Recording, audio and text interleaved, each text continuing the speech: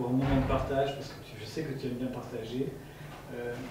Donne-nous quelques éléments, peut-être un peu en avance de phase sur la filière, sur voir qu'est-ce qu'on pourrait prendre comme élément de bonne pratique à amener chez soi ce soir. Alors, la thématique m'a très intéressée pour la raison suivante, c'est qu'on parle de producteurs de services. Et que finalement, ce dont on s'aperçoit, c'est qu'on va, au fur et à mesure, réduire la notion de producteur et faire comme en réalité augmenter avec service. Et comme disait La Fontaine, ils n'en mourraient pas tous, mais tous étaient frappés.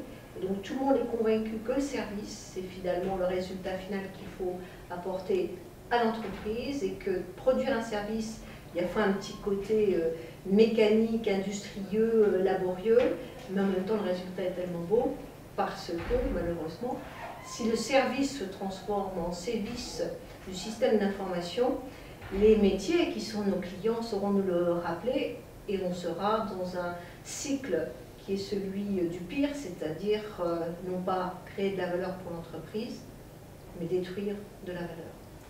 C'est très bien dit, Marie-Noël. Sévice, ça veut dire relation maître-esclave?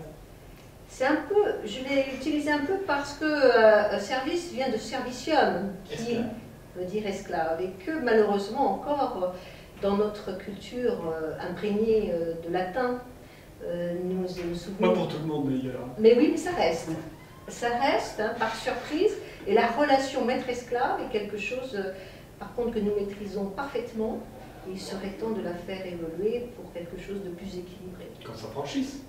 Qu'on s'affranchisse. Voilà, ça c'est une... Alors je ne suis pas Spartacus parce que je suis douillette, et que je n'aimerais pas finir pareil. C'est super, merci Marie-Noël.